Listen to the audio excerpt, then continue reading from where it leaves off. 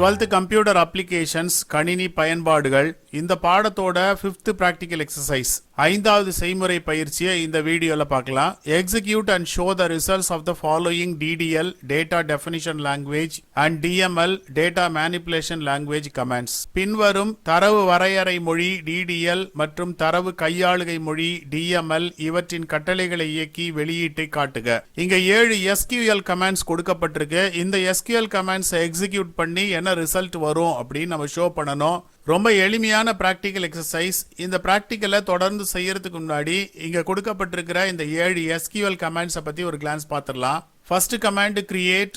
இது டேட்டாபேஸ் அதாவது தரவுதளம், data table அதாவது அட்டவணை அண்ட் மற்ற டேட்டாபேஸ் ஆப்ஜெக்ட்ஸை உருவாக்குறதுக்காக பயன்படுற ஒரு முக்கியமான SQL கமாண்ட். Second alter. இது ஏற்கனவே கிரியேட் பண்ணியிருக்கக்கூடிய ஒரு டேட்டா டேபிளோட ஸ்ட்ரக்சர் அதாவது அட்டவணையினுடைய அமைப்பை மாற்றுவதற்கு பயன்படுது. Third drop. இது டேட்டாபேஸ் அண்ட் டேட்டாபேஸ் ஆப்ஜெக்ட்ஸ் அதாவது தரவுதளம் மற்றும் தரவுதள பொருள்களை டெலீட் பண்றதுக்கு யூஸ் ஆகிற ஒரு இம்பார்ட்டன்டான கமாண்ட். Fourth select. இது ஒரு டேபிள்ல இருக்கக்கூடிய டேட்டாவை நம்ம எடுத்து பார்க்கறதுக்கு யூஸ் ஆகுது. Fifth insert. இது ஒரு டேட்டா டேபிள்ல நம்ம டேட்டாவை இன்புட் பண்றதுக்கு யூஸ் ஆகிற ஒரு கமாண்ட். Sixth update. இது ஏற்கனவே டேபிள்ல இருக்கிற ஒரு டேட்டாவை எடிட் பண்றதுக்கு யூஸ் ஆகுது. Seventh delete. இந்த கமாண்ட் ஒரு டேபிள்ல இருக்கக்கூடிய ஒரு குறிப்பிட்ட ரெக்கார்டையோ இல்ல எல்லா ரெக்கார்டையுமோ டெலீட் பண்றதுக்கு யூஸ் ஆகுது. இந்த பிராக்டிகல் எக்ஸசைஸ்ல இந்த 7 கமாண்ட்ஸ் கொடுக்கப்பட்டிருக்கு. இந்த 7 கமாண்டை மட்டுமே வச்சு நம்ம ஒன்றும் பண்ண முடியாது. இதுக்கான queries-ஐ நம்ம எழுதணும். அதை எப்படி எழுதலாம் அப்படிங்கிறத நம்ம ஸ்டெப் பை ஸ்டெப்பாக பார்ப்போம். ஃபர்ஸ்ட் ஸ்கூல் அப்படிங்கிற ஒரு டேட்டா பேஸை கிரியேட் பண்ணணும். அது தொடர்ந்து அந்த டேட்டா பேஸுக்குள்ள ஸ்டூடெண்ட் அப்படிங்கிற ஒரு டேபிளை கிரியேட் பண்ண போகிறோம். அந்த டேபிளோட ஸ்ட்ரக்சர் இப்போ நீங்கள் ஸ்க்ரீனில் பார்க்குறது மாதிரி இருக்கணும். அதாவது admission number, S name, location, மார்க்ஸுங்கிறதுலாம் ஃபீல்டு நேம் அதாவது காலம் நேம். அது தொடர்ந்து டேட்டா டைப், அந்த ஒவ்வொரு ஃபீல்டும் என்ன டேட்டா டைப்பில் இருக்கணும், அது எத்தனை சைஸில் இருக்கணுங்கிறது இந்த டேபிளில் கொடுத்துருக்கேன் இல்லையா. இந்த மாதிரியான ஒரு டேபிளை நம்ம கிரியேட் பண்ணிடுவோம். அடுத்தது நம்ம கிரியேட் பண்ண அந்த ஸ்டூடெண்ட் டேபிளில் சில சேஞ்சஸ் பண்ண போகிறோம். அதாவது ரிசல்ட் அப்படிங்கிற ஒரு ஃபீல்டை அடிஷ்னலாக ஆட் பண்ண போகிறோம். ஏற்கனவே அங்கே 4 ஃபீல்டு இருக்குது, அதாவது 4 காலம்ஸ் இருக்குது. அதில் அடிஷ்னலாக ரிசல்ட்டுங்கிற ஒரு காலத்தை ஆட் பண்ண போகிறோம். அடுத்து நம்ம ஏற்கனவே கிரியேட் பண்ண அட்மிஷன் நம்பருங்கிற ஃபீல்டோட கீ கன்ஸ்ட்ரைனை பிரைமரி கீயாக மாற்ற போகிறோம். அதாவது அந்த புலத்தினுடைய கட்டுப்பாடை பிரைமரி கீ கட்டுப்பாடாக நம்ம மாற்ற போகிறோம். அது தொடர்ந்து சில ஸ்டூடெண்ட்டோட டீடைல்ஸை நம்ம என்ட்ரி பண்ண போகிறோம். இப்போ நீங்கள் ஸ்க்ரீனில் பார்க்குறீங்க இல்லையா, இந்த ஸ்டூடெண்ட்டோட டேட்டாவெல்லாம் நம்ம என்ட்ரி பண்ண போகிறோம். என்ட்ரி பண்ணி முடிச்சதுக்கு அப்புறமா அந்த டேட்டாவெல்லாம் வியூ பண்ண போகிறோம். அது தொடர்ந்து அந்த டேபிளில் இருக்கிற ஒரு ஸ்டூடெண்ட்டோட நேம் சேஞ்ச் பண்ண போகிறோம். அதாவது அதில் கபிலருங்கிற நேம் இருக்குது, அதை கபிலர்னு நம்ம மாற்ற போகிறோம்.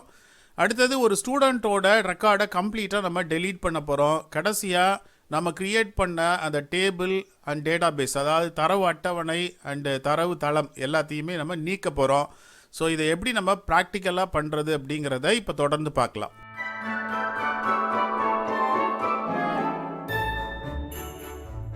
ஃபஸ்ட்டு MySQL சர்வீசஸை ஆன் பண்ணணும். எக்ஸாம் கண்ட்ரோல் பேனலை எடுத்துக்கங்க. இந்த கண்ட்ரோல் பேனலில் MySQLக்கு நேராக இருக்கிற ஸ்டார்ட் பட்டனை கிளிக் பண்ணுங்க. இப்போ MySQL சர்வீசஸ் கனெக்ட் ஆகிடும். இந்த சர்வீசஸ் சக்ஸஸ்ஃபுல்லாக கனெக்ட் ஆகிடுச்சான்னு நம்ம பார்க்குறதுக்கு இந்த MySQLங்கிறதோட பேக்ரவுண்டில் ஒரு க்ரீன் கலர் ஹைலைட் ஆகிருக்கும். அந்த மாதிரி ஆயிருந்தா MySQL சர்வீசஸ் சக்ஸஸ்ஃபுல்லாக கனெக்ட் ஆகிடுச்சின்னு அர்த்தம்.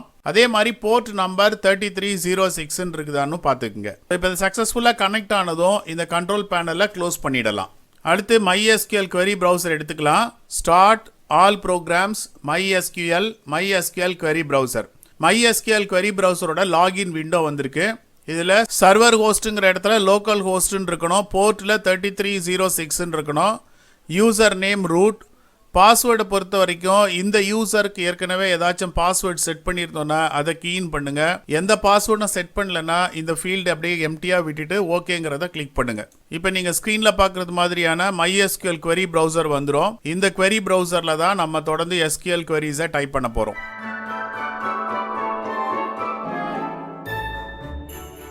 இந்த query browser விண்டோவுடைய டைட்டில் பார்ல பார்த்தீங்க அப்படின்னா root at localhost 3306 அப்படின்னு இருக்கும். இந்த மாதிரி இருந்துருச்சு அப்படின்னா நம்ம ப்ராப்பரான யூசரில் தான் இருக்கும் அப்படின்னு அர்த்தம். இங்கே SQL query ஏரியாவில் தான் நம்ம queries எல்லாம் டைப் பண்ணுவோம் இல்லையா.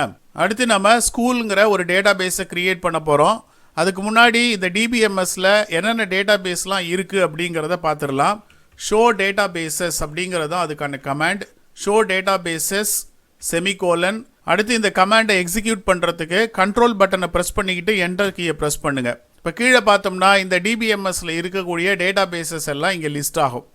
Information schema, MySQL, performance schema, PHP MyAdmin test, இதெல்லாம் ஏற்கனவே இருக்கக்கூடிய டேட்டா பேசஸ். இப்போ நாம் ஸ்கூலுங்கிற டேட்டா பேஸை க்ரியேட் பண்ணலாம்.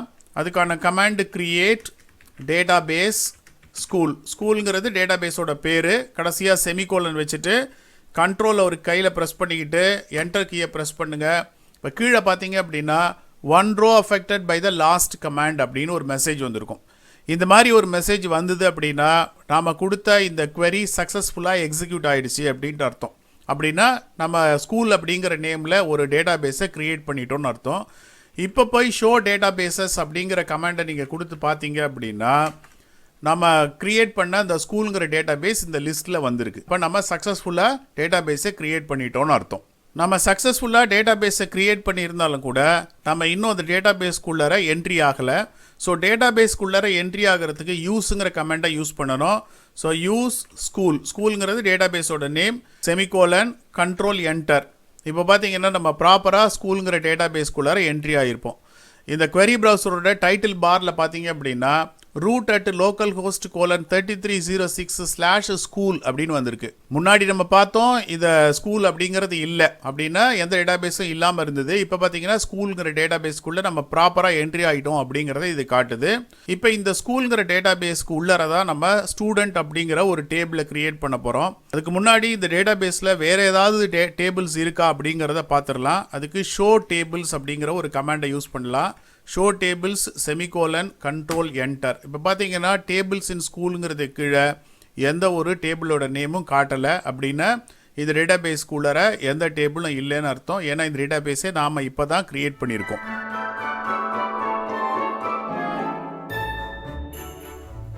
அடுத்து ஸ்டூடெண்ட்டுங்கிற டேபிளை க்ரியேட் பண்ணணும். அதுக்கான கமாண்டு கிரியேட் டேபிள். டேபிளுக்கு ஒரு நேம் கொடுக்கணும். டேபிளோட நேம் ஸ்டூடெண்ட். அடுத்தது இந்த ஸ்டூடெண்ட் டேபிளோட ஸ்ட்ரக்சரை டிஃபைன் பண்ணணும். அதாவது என்னென்ன காலம்ஸ் வேணும், அந்த காலத்தோட டைப், அதாவது டேட்டா டைப் என்ன, அதோட சைஸ் என்ன அப்படிங்கிறத நம்ம கொடுக்கணும். ஸோ ப்ராக்கெட்டுக்குள்ளார அட்மின் நம்பருங்கிறது ஒரு காலம், அது இன்டீஜர் டைப்பு. ஸோ இன்ட்டுன்னு டைப் பண்ணலாம், இன்டீஜர்னு டைப் பண்ணலாம். அடுத்தது 4ங்கிறது அதோட விட்த், அதாவது 4 டிஜிட்ஸில் இந்த அட்மிஷன் நம்பர் நம்ம இன்புட் பண்ணலான்னு அர்த்தம். அடுத்து எஸ் நேம், இது வேர்கேருங்கிற டைப்பு. இந்த டைப்பில் 20 அப்படின்னு கொடுக்குறேன். 20 அப்படின்னா 20 கேரக்டர்ஸ் வரைக்கும் எஸ் நேமை நம்ம டேட்டா என்ட்ரி பண்ணலாம்.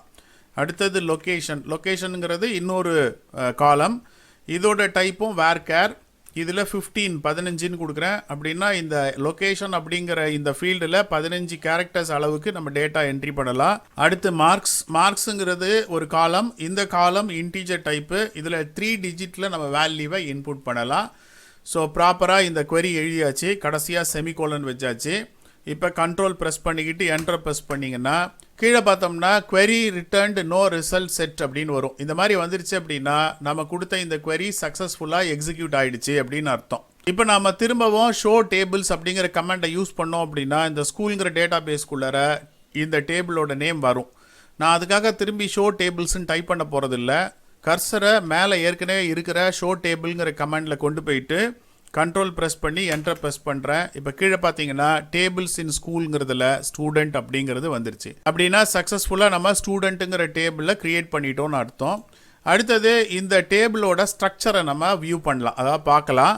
அதுக்கு டிஸ்க்குன்னு ஒரு கமாண்ட் இருக்குது. இது டிஸ்கிரைபுங்கிறதோட short form. So desc student semicolon control enter press பண்ணிங்கன்னா இந்த டேபிளோட ஸ்ட்ரக்சரை நம்ம இப்போ பார்க்க முடியும். அதாவது ஃபீல்டுனா காலம்ஸ் இல்லையா, காலம்ஸ், அதோட டைப்ஸு, அப்புறம் நல் வேல்யூஸாக இருக்கா, கீ இருக்கா, டிஃபால்ட் என்ன இருக்குது அப்படிங்கிறத இங்கே நமக்கு காட்டும். டிபிஎம்எஸ் ப்ராக்டிக்கலை பொறுத்த வரைக்கும் அவுட்புட்டுங்கிறது தனியாக எதுவும் இருக்காது. ஒவ்வொரு queryயும் எக்ஸிக்யூட் பண்ணதும் இங்கே வர்றது தான் அவுட்புட். ஸோ எக்ஸாம்பிள் நீங்கள் queryயும் நோட் பண்ணுங்கள். அந்த query எக்ஸிக்யூட் ஆனால் என்ன அவுட்புட் வரும் அப்படிங்கிறத உடனே கீழே இந்த ஸ்க்ரீனில் இருக்கிறத மாதிரி பார்த்து எழுதி வச்சுக்கோங்க.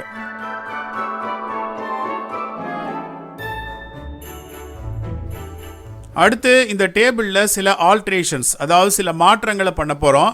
இந்த டேபிளில் ஏற்கனவே 4 ஃபீல்டு இருக்குது. அதாவது admission number, S name, location and marks. இது இல்லாமல் இப்போ அடிஷ்னலாக ஒரு ஃபீல்டு, அதாவது ஒரு காலத்தை நம்ம இன்சர்ட் பண்ண போகிறோம். அதை எப்படி பண்ணுறதுன்னு பாருங்கள். ஆல்டர் டேபிள் ஸ்டூடெண்ட், ஸ்டூடெண்ட்டுங்கிறது அந்த டேபிளோட நேம். ஆடுங்கிறது ஒரு கீவேர்டு. இந்த கீவேர்டு என்ன பண்ணோம்னா ஏற்கனவே உள்ள டேபிளில் ஒரு காலத்தை அடிஷ்னலாக ஆட் பண்ணிடும். இப்போ நம்ம அடிஷ்னலாக ஆட் பண்ண வேண்டிய காலத்துக்கு ஒரு நேம் கொடுக்கணும் இல்லையா? அந்த காலத்தோட நேம் ரிசல்ட், அதோட டைப்பு வேர்கேர். அதில் 4 கேரக்டர் அளவு டேட்டாவை இன்புட் பண்ண போகிறோம். Semicolon control enter. கீழே பார்த்தோம்னா query returned no result setனு வரும். அப்படின்னா இந்த query சக்ஸஸ்ஃபுல்லாக எக்ஸிக்யூட் ஆகிடுச்சின்னு அர்த்தம். இப்போ இந்த டேபிளோட ஸ்ட்ரக்சரை நம்ம பார்த்தோம் அப்படின்னா நம்ம அடிஷ்னலாக ஆட் பண்ணியிருக்கக்கூடிய காலம் உள்ளே சேர்ந்துருக்கிறத நம்ம பார்க்கலாம். இங்கே பார்த்தீங்கன்னா கடைசியாக ரிசல்ட்டு வேர்கேர் அப்படிங்கிறது சேர்ந்துருக்கு இல்லையா? அடுத்து இந்த டேபிளில் நம்ம இன்னொரு மாடிஃபிகேஷன், அதாவது இன்னொரு ஆல்ட்ரேஷன் பண்ண போகிறோம். நம்ம ஏற்கனவே கிரியேட் பண்ணியிருந்த இந்த டேபிளில் அட்மிஷன் நம்பர் அப்படிங்கிற இந்த ஃபீல்டு இருக்கு இல்லையா?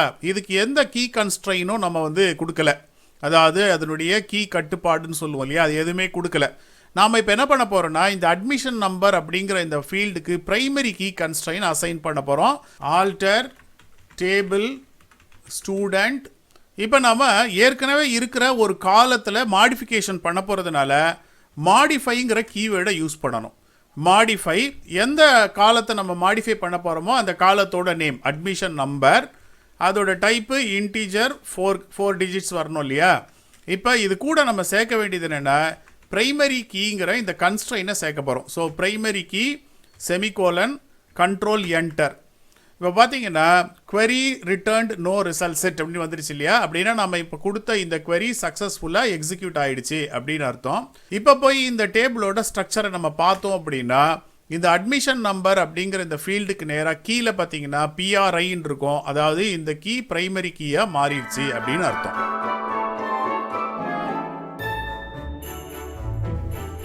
அடுத்தது இந்த டேபிளில் சில டேட்டாவை என்ட்ரி பண்ண போகிறோம். அதுக்கான command insert into table name, அதாவது டேபிளோட நேம் ஸ்டூடெண்ட்.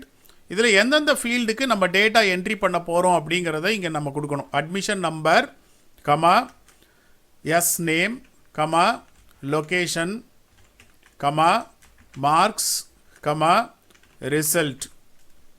ப்ராக்கெட்டை க்ளோஸ் பண்ணிவிட்டு வேல்யூஸ், மறுபடியும் ப்ராக்கெட்டை ஸ்டார்ட் பண்ணி இப்போ இந்த admission number S name location marks result இருக்கு இல்லையா? இதுக்கு கரஸ்பாண்டிங் வேல்யூஸை நம்ம இங்கே கொடுக்கணும்.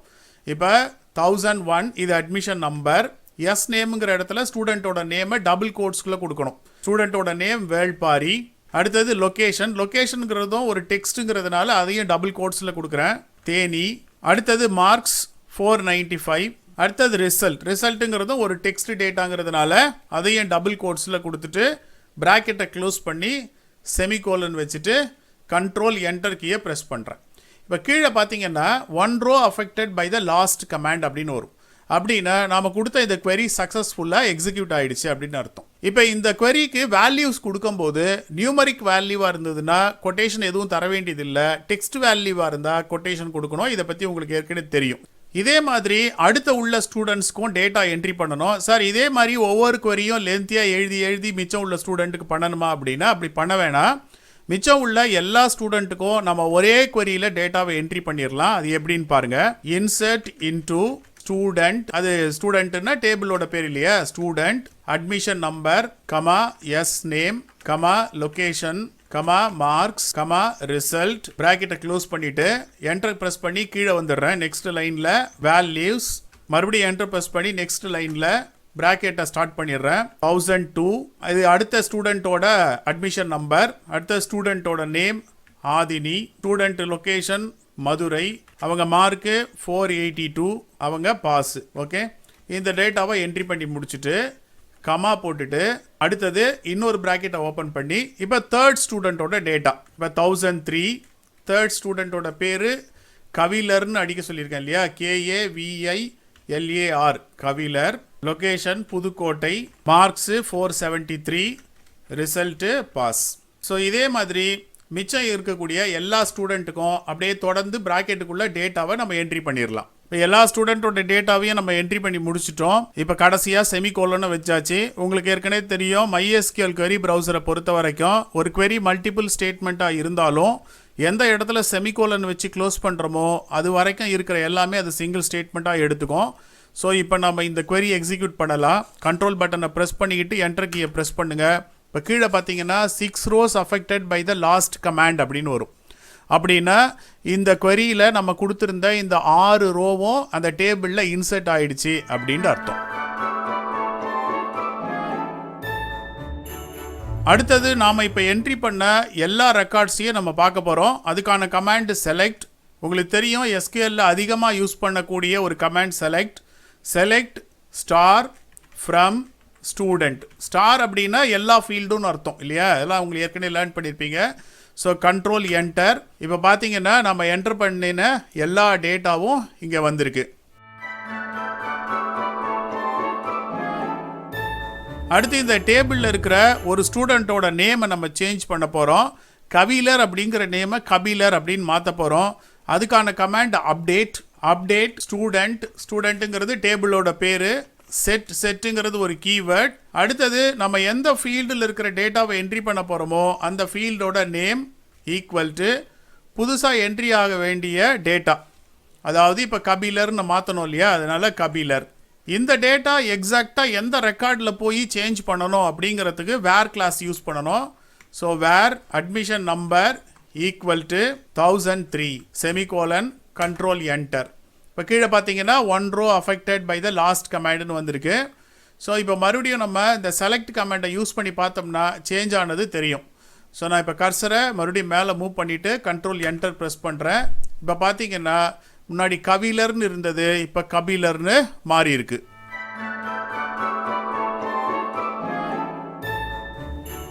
அடுத்து இந்த டேபிளில் இருக்கக்கூடிய ஒரு ரெக்கார்டை நம்ம கம்ப்ளீட்டாக ரிமூவ் பண்ண போகிறோம். அதுக்கான கமாண்ட் டெலீட் ஃப்ரம் ஸ்டூடெண்ட். அதாவது ஸ்டூடெண்ட்டுங்கிற டேட்டா பேஸ்லேருந்து டெலீட் பண்ண போகிறோம். எந்த ரெக்கார்டை டெலீட் பண்ண போகிறோம் அப்படிங்கிறத சொல்லணும். ஸோ அதுக்கு வேர் கிளாஸை யூஸ் பண்ணலாம். வேர் அட்மிஷன் நம்பர் ஈக்குவல் டு 1005 இருக்கிற அந்த ரெக்கார்டை கம்ப்ளீட்டாக நம்ம ரிமூவ் பண்ண போகிறோம். Semicolon control enter. இப்போ கீழே பார்த்தீங்கன்னா 1 row affected by the last commandன்னு வந்திருக்கு. ஸோ மறுபடியும் போய் அந்த செலக்ட் கமாண்டை யூஸ் பண்ணி பார்த்தோம் அப்படின்னா அந்த ரெக்கார்ட் டெலீட் ஆனதை நம்ம பார்க்க முடியும்.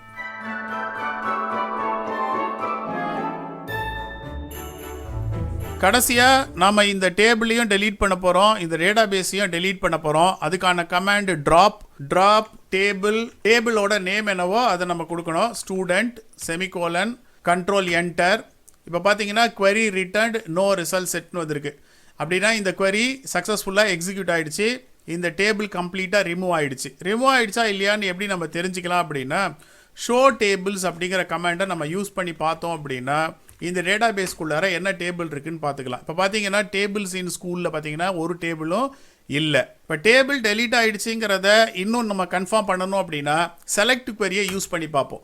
செலக்ட் queryயை யூஸ் பண்ணோம்னா கீழே பார்த்தீங்கன்னா table school.student does not exist அப்படின்னு வருது. அதாவது இந்த ஸ்கூலுங்கிற டேட்டா பேஸில் ஸ்டூடெண்ட்டுங்கிற டேபிளே இல்லை அப்படின்னு காட்டுது. ஏன்னா அதை நம்ம கொஞ்சம் நேரத்துக்கு முன்னாடி டெலீட் பண்ணிட்டோம் இல்லையா? அடுத்தது நம்ம இந்த டேட்டா பேஸையே கம்ப்ளீட்டாக ரிமூவ் பண்ண போகிறோம். அதுக்கும் இதே ட்ராப் கமாண்ட் தான் யூஸ் பண்ண போகிறோம். ட்ராப் டேட்டா பேஸோட பேர் என்னன்னு நம்ம கொடுக்கணும். ட்ராப் டேட்டா பேஸோட நேம் ஸ்கூல் கொடுத்துட்டு செமிகோலன் கண்ட்ரோல் என்டர். இப்போ பார்த்தீங்கன்னா டேட்டா பேஸே கம்ப்ளீட்டாக ரிமூவ் ஆகிருக்கும்.